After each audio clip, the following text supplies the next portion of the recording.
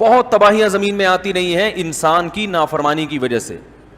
یہاں پر جو مذہب کے مخالف لوگ ہیں نا وہ ایک اعتراض اٹھاتے ہیں کہ بھائی ہم تو دیکھتے ہیں کہ زلزلہ کیوں آ رہا ہے, تو وہ کہتے ہیں جو زلزلے آتے ہیں یہ کوئی اللہ کی نافرمانی تھوڑی, تو ایک سائنٹیفک حقیقت ہے اس کی.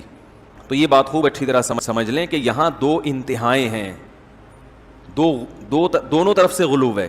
ایک غلو تو یہ لبرل لوگوں کی طرف سے ہے, سیکولر لوگوں کی طرف سے ہے. وہ غلو یہ ہے کہ دنیا میں جو بھی آفت آ رہی ہے اس کی کوئی سائنٹیفک لاجک ہے, وہ قدرت کا عذاب نہیں ہے.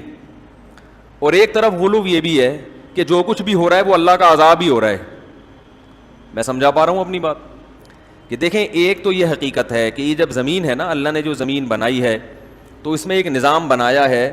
جیسے اللہ نے ہماری باڈی بنائی تو ہماری باڈی پہ جراثیم ہر وقت حملہ کرتے ہیں اور ہماری باڈی ہر وقت ان سے فائٹ کرتی ہے. یہ نیچرل ایک قدرت کا بنایا ہوا نظام ہے. کبھی کبھار وہ جراثیم ہم پہ غالب آ جاتے ہیں تو ہماری باڈی کیا ہو جاتی ہے, بیمار ہو جاتی ہے.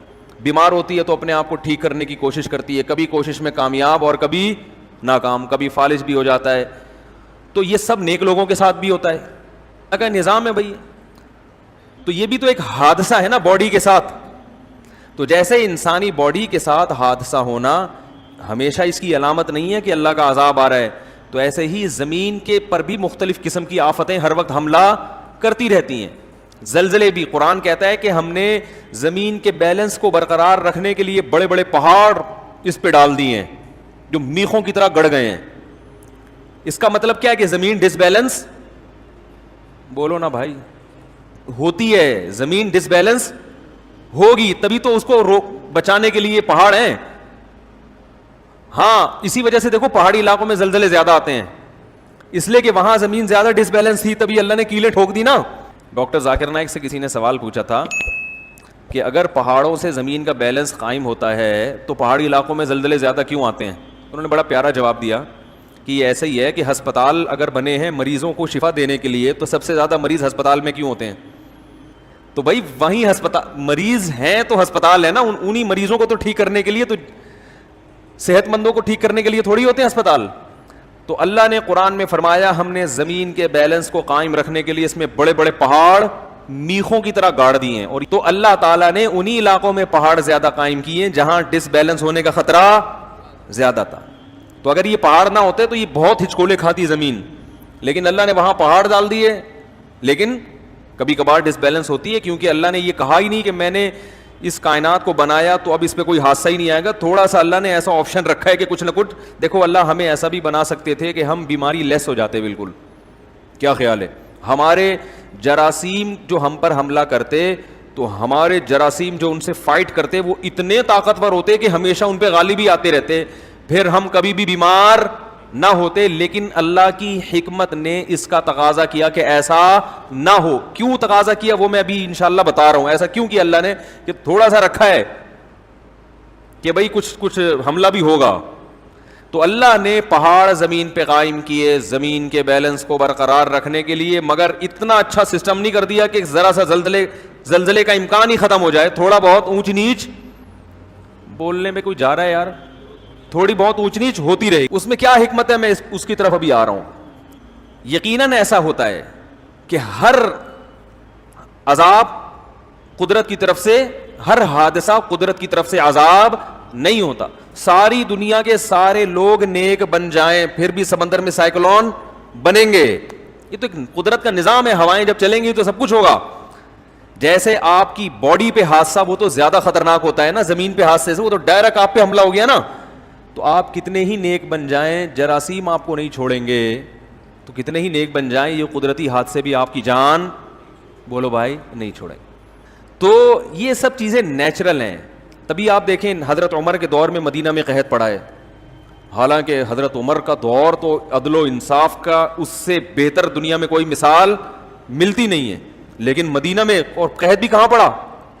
مدینہ میں قحط پڑا.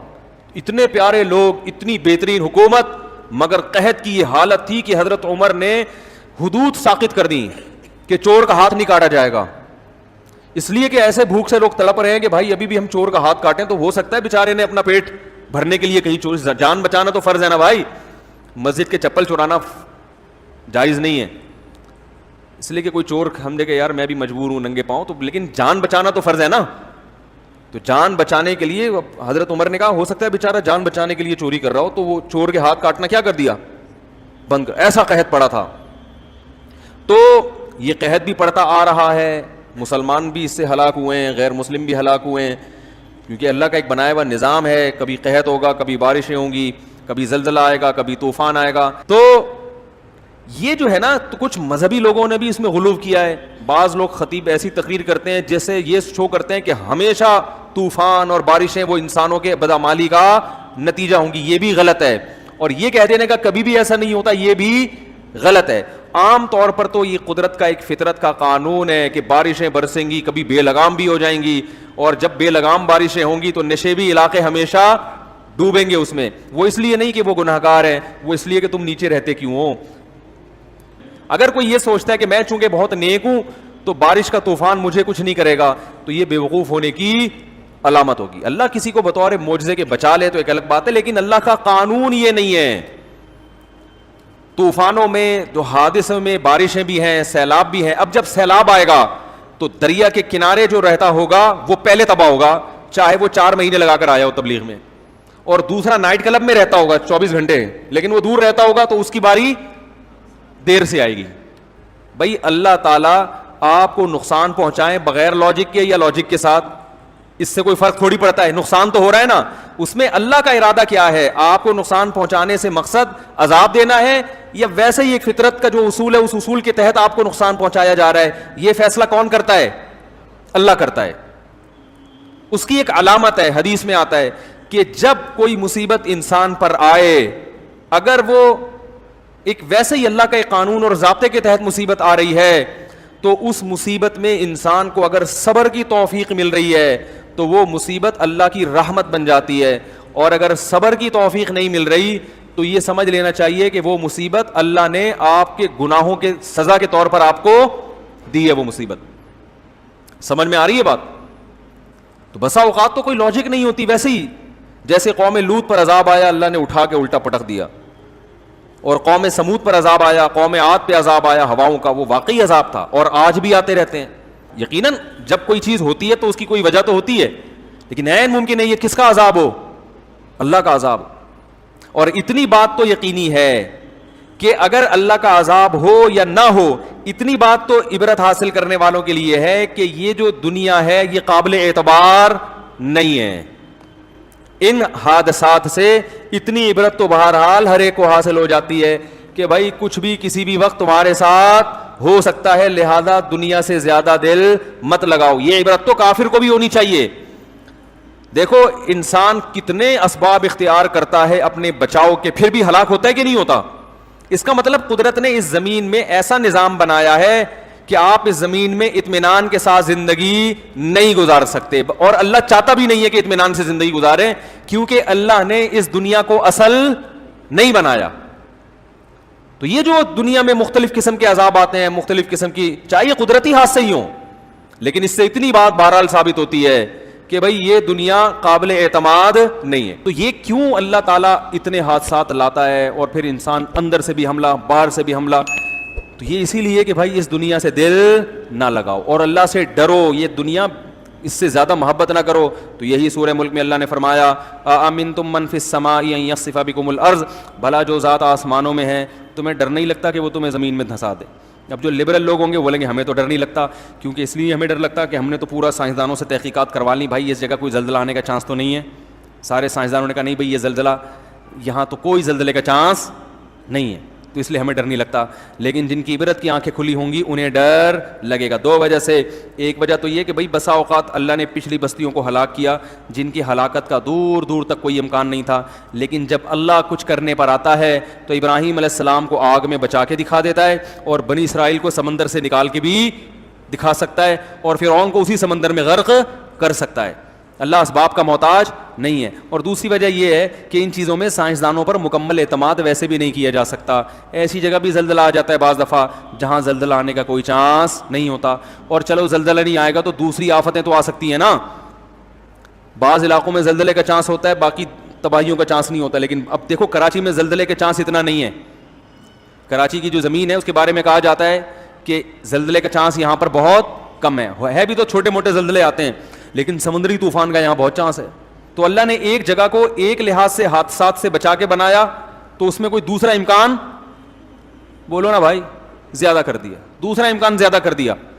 ایک جگہ بالکل ہر لحاظ سے ٹھیک ہوتی ہے مگر اس میں فسادات زیادہ ہو رہے ہوتے ہیں, وہاں قتل و غارت کا چانس زیادہ ہوتا ہے. کہیں نہ کہیں بے خوفی پوری دنیا میں کہیں بھی نہیں ہے کہ آپ سمجھو یار یہ جگہ ایسی ہے یہاں کچھ نہیں ہوگا, بھائی وہاں کوئی ایسی خطرناک وبا پھیلی ہوئی ہوگی, ایسی بیماری پھیلی ہوئی ہوگی, اس بیماری سے لوگ مر رہے ہوں گے.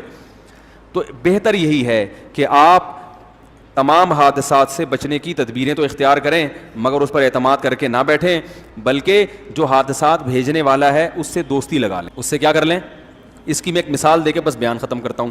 دیکھو محلے میں ایک ڈاکٹر ہے جس کے بارے میں آپ کو پتہ ہے کہ وہ جب بھی آئے گا ٹیکہ لگائے گا لازمی, جب بھی آئے گا ٹیکہ, اور اس ڈاکٹر کے پاس آپ نے جانا بھی ہے لازمی. وہ ہے بڑا طاقتور, اس سے آپ بچ نہیں سکتے. تو بھائی وہ غلط انجیکشن بھی لگاتا ہے اور صحیح بھی لگاتا ہے.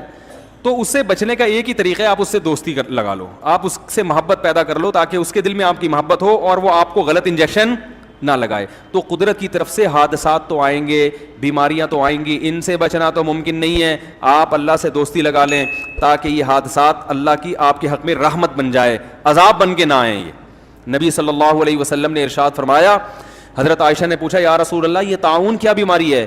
آپ نے فرمایا کہ اللہ کا عذاب ہے جس قوم پہ چاہے مسلط کر دے, لیکن اسی عذاب کو اللہ بہت سو کے لیے رحمت بنا دیتے ہیں. جو نیک لوگ ہوتے ہیں ان کے لیے یہ عذاب کیا بنتا ہے؟ رحمت. کیوں؟ جب یہ طاعون کی بیماری آتی ہے تو اتنی سخت بیماری ہے, اس سے ان سے اگر کوئی گناہ ہوئے تھے وہ گناہ معاف ہو جاتے ہیں, ان کے درجات بلند ہوتے ہیں, اور وہ اگر اس میں مر گئے تو ان کو شہادت کا مرتبہ ملتا ہے. بعض صحابہ کا طاعون میں انتقال ہوا ہے. ایک صحابی تھے, طاعون کی بیماری پھیل گئی, لوگوں نے کہا آپ یہاں سے چلے جائیں, آپ بھی کہیں انتقال نہ ہو جائے. انہوں نے کہا نبی نے منع کیا ہے ایسے علاقے سے بھاگنے سے. اگلے دن صبح اٹھیں تو ان کے انگلی میں پھنسی نکلی ہوئی تھی. طاعون میں پہلے ایک دانہ نکلتا ہے, بس یہ اس کی علامت ہے کہ آپ بھی مر جائیں گے اب آپ کو بھی. تو وہ جب ان کے نکلی تو لوگوں نے کہا ہم نے کہا نہیں تھا آپ چلے جائیں. انہوں نے کہا اللہ کی قسم یہ مجھے سرخ اونٹوں سے زیادہ محبوب ہے یہ دانہ, یہ اللہ کی طرف سے کیا ہے؟ رحمت ہے. کیوں؟ نبی کی حدیث ہے بھائی. فرمایا غدن سوف نلقى اصحاب النبی صلی اللہ علیہ وسلم, قریب اب اپنے ساتھیوں سے ملاقات ہونے والی, اب جائیں گے دنیا سے. تو وہی حادثہ, یعقوب علیہ السلام کا بچہ بھی بچھڑ گیا تھا نا, لیکن وہ ان کے حق میں کیا تھا؟ رحمت تھا. ابراہیم علیہ السلام کی بیماری, ایوب علیہ السلام کی بیماری ان کے حق میں کیا تھی؟ رحمت تھی. اور ایک بیماری عذاب بن کے آتی ہے جو گنہگاروں پہ ہوتی ہے, جس میں ان کو صبر کی توفیق نہیں ملتی, توبہ کی توفیق نہیں ملتی, اور بدمعاش ہو جاتے ہیں اور بدمعاش ہو جاتے ہیں. تو اب حادثات سے بچنا تو میرے بھائی ممکن نہیں ہے. کینسر بھی ہو سکتا ہے, شوگر بھی ہو سکتی ہے, ہارٹ اٹیک بھی ہو سکتا ہے, اللہ نہ کرے فالج بھی ہو سکتا ہے, اللہ نہ کرے سمندر میں ڈوب کے بھی مر سکتے ہیں. تو بہتر ہے کہ جو حادثہ دینے والا ہے اس سے دوستی لگا لیں تاکہ وہ جو انجیکشن آپ کے لگائے وہ آپ کے حادثے کا جو انجیکشن لگے گا وہ آپ کے فائدے کے لیے ہو, آپ کے نقصان کے لیے نہ ہو. اور اللہ سے دوستی کیسے ہوتی ہے؟ گناہوں کو چھوڑ کر. جس چیز کو اللہ نے کہہ دیا چھوڑ دو اسے چھوڑ دیں, جس کو کہہ دیا کر لو اسے کر لیں. ایک اور بھی اہم بتا دوں, جب بھی کوئی حادثہ دیکھا کرے نا, جو مذہب سے دور آدمی ہے نا بس وہ اتفاقی واقعہ کہہ کے نکل جاتا ہے, لیکن جن کی عبرت کی آنکھیں کھلی ہوئی ہیں ان کو ہمیشہ ہر حادثے سے عبرت پکڑنی چاہیے. آج یہ اس کے ساتھ ہوا, کل میرے ساتھ بھی, بولو بھائی, ہو سکتا. کسی کو دیکھیں کسی ایکسیڈنٹ میں ٹکڑے ہو گئے اس کے, تو بس اتنا تبصرہ نہ کریں یار غلط ڈرائیونگ ہے, یار غلط ہے, دیکھو ملک کا کوئی قانون نہیں ہے.